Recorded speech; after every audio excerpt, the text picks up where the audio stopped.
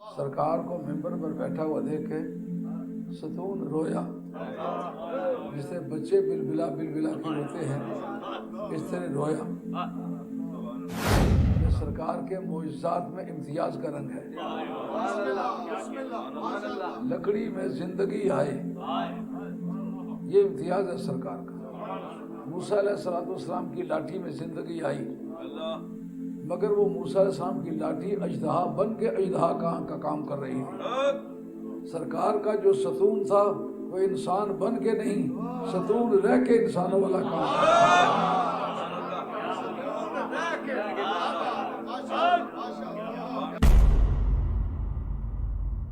سب سے پہلے حضرت مفکر اسلام شہزادہ غوث اعظم ڈاکٹر پیر سید عبد القادر جیلانی شاہ صاحب کی ویڈیوز کو حاصل کرنے کے لیے جیلانی میڈیا کے یوٹیوب چینل کو سبسکرائب کریں اور بیل آئیکن کلک کریں۔ ویڈیوز اچھی لگے تو تھمز اپ دیں۔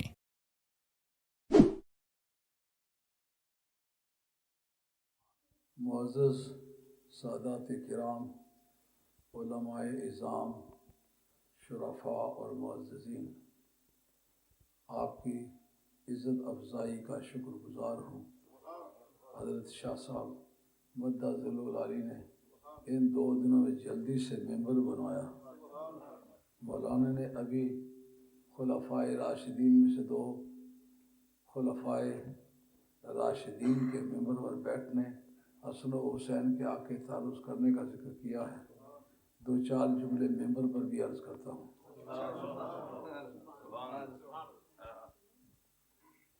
میں نے قرآن مجید کے 3 موقع آپ حضرات کی خدمت عالیہ میں پڑھے۔ 2 آل بیت اطہار کی فضیلت کے سلسلے میں اور 1 ناتمام آیت صحابہ کرام کے سلسلے میں۔ ان سے متعلقہ مضامین جو اس وقت میری معلومات میں آپ کی خدمت میں پیش کرتا ہوں۔ یہ جو ممبر ہے، سرکار دو عالم اساسہ ممبر کے پر نہیں بیٹھا کرتے تھے۔ کھجور کا ایک ستون تھا جس کے ساتھ کھڑے ہو کے جمعے والے دن سرکار خطبہ دیا کرتے تھے۔ نبی پاک علیہ السلام کی ایک صحابیہ نے محسوس کیا کہ سرکار کھڑے کافی دیر تک بات کرتے، تکلیف ہوتی ہے۔ ان کا ایک غلام تھا جو کارپینٹر کا کام جانتا تھا، اس کو کہہ کے مائی صاحبہ نے سرکار کے لیے جمعہ کا ممبر تیار کیا،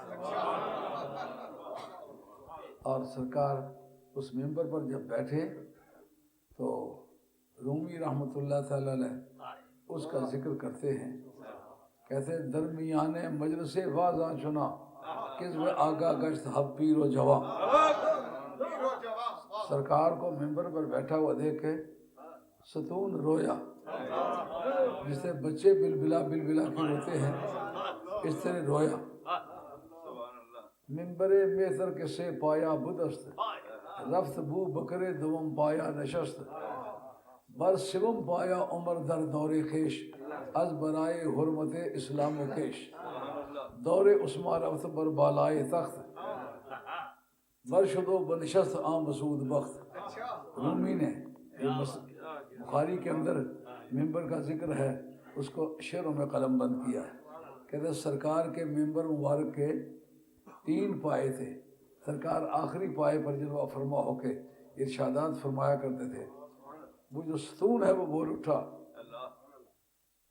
اس نے کہا یا رسول اللہ صلی اللہ علیہ وسلم میں بڑا دکھیا ہوں۔ یہ سرکار کے معجزات میں امتیاز کا رنگ ہے۔ لکڑی میں زندگی آئے، یہ امتیاز ہے سرکار کا۔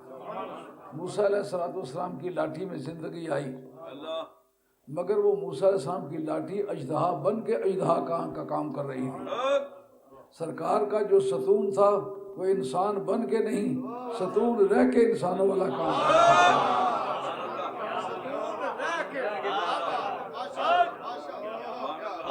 ان کی لاٹھی کا یہ معجزہ تھا کہ وہ سانپ بن کے کاٹنے لگا، لیکن نبی پاک علیہ السلام کے صحابہ جب جانے لگے، رات اندھیاری ہے، عرض کرتے یا رسول اللہ دشمنوں کا ہجوم ہے اور تاریخ رات اس قدر بھیانک ہے، ہاتھ کو ہاتھ سجائی نہیں دیتا، کیا کریں؟ یہ لاٹھی میری لے جاؤ۔ رات کو کہے روشنی کی ضرورت ہے سرکار لاٹھی دے دیں. اب دیکھیں عقل سلیم وہاں موجود تھا لیکن وہ بوتریز نہیں ہوا. ان کا عقلیں سارے نبی پاک علیہ السلام کے تصرفات کے ماتحت ہیں, ان پر تبصرہ کرنے کا ہمیں کوئی رائٹ نہیں. باہر نکلے تو 10-10 گز کے فاصلے تک چاروں طرف روشنی ہونے لگی. اب لاٹھی ایک ہے, صحابہ متعدد ہیں, جدا ہونا چاہتے ہیں. کہا یار لاٹھی ایک کے پاس ہے, کریں کیا؟ ان کا سارے اپنی اپنی لاٹھیاں لگاؤ. لاٹھیاں لگائیں, سب لاٹھیاں روشن ہو گئی. یہ جو چشتیوں, قادریوں, نقشبندیوں, سوربندیوں کی لاٹھیاں روشن ہوئی ہیں, یہ سرکار کی لاٹھی سے لگی ہوئی ہیں. اس لیے یہ کل کائنات میں جو نور ہے یہ سرکار کی بارگاہ کا ہے. اعلیٰ حضرت فاضل بریلوی رحمۃ اللہ علیہ فرماتے ہیں عصائے کلیم اجدائے غضب تھا, عصائے کلیم اجدائے غضب تھا, پر گروہ کا سہارا عصائے محمد, پر گروہ کا سہارا عصائے محمد. پوچھا اس ستون سے کہ تم کیوں رو رہے ہو؟ کہ مسندت من بود مز من تاختی,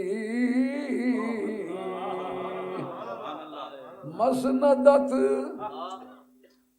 من بود مز من تاختی, برسر منبر تو مسند ساختی.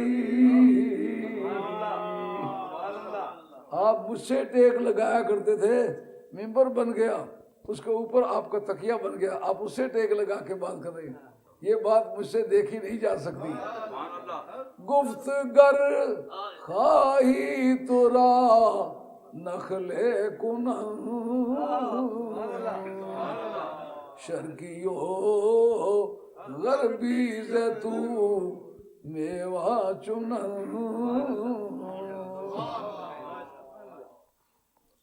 بابو جی صاحب گولڈ شیوانی سرکار, ان سے میری پہلی ایک ملاقات ہے. کہ مصنوعی پڑھا کرتے ہو؟ میں نے کہا میری آواز غریب جیسی ہے, کوئی برابر آ جائے تو پڑھ لیتا ہوں. کہا کچھ یاد ہے؟ میں نے کہا میں 20 سے زیادہ مرتبہ مصنوعی پڑھائی ہے, تو مجھے 300-400 شعر تو مصنوعی کا یاد ہے. ان کا پھر پڑھو.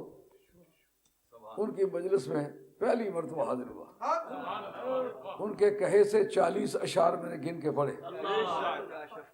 تو میں کوئی تھکان سا محسوس کرنے لگا, تو آپ اس سے تسبیح ہاتھ میں سے کر کے فرماتے آپ ذوق شوق کی حالت میں ہیں, آپ مصنوعی پڑھا کریں. میں نے کہا آپ مجھے قاعدے کے مطابق اجازت دیتے ہیں کہ میں آپ کی تعلیمات سے مطمئن ہوں, میں آپ کو مصنوعی شریف پڑھنے, پڑھانے, سننے, سنانے کی اجازت دوں. تو اب حضور کے ممبر کے 3 پائے تھے, اوپر کے پائے پر بیٹھتے تھے, لیکن جب حضرت ابو صدیق رضی اللہ عنہ خلیفہ بنے تو اس وقت دوسرے پائے پر بیٹھے ہوئے تھے.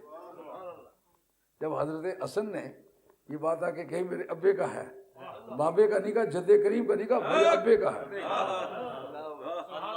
باپ کا باپ اور ماں کا باپ 2 مرتبہ باپ لگتا ہے, اور سرکار نے خود جو فرمایا تھا انا ابوہم فانا اسبتہم, میں ان کا باپ ہوں اور میں ان کا اسبہ ہوں, پگڑی کا رشتہ دار ان کا میں ہوں. اس لیے وہ یہ کہنے میں حق بجانب تھے کہ یہ ہمارے ابے کا ممبر ہے. حضرت ابو صدیق رضی اللہ عنہ انکار تو نہیں کیا. یہ جو آج کوئی سید کہے مصلی ہمارے باپ کا, تو مولوی پاؤ پاؤ کر کے آنکھ نکال کے دیکھتے ہیں, کہتے یہ کیوں, کس پٹواری نے تمہارے اس مسئلے کا اندراج تمہارے جمع بندی میں کیا ہوا ہے؟ وہ جس جمع بندی میں ہوتا ہے وہ حضرت ابو صدیق کے پاس ہے. انہوں نے یہ نہیں کہا ثبوت لاؤ, انہوں نے کہا سچ مجھ تیرے ابے کا.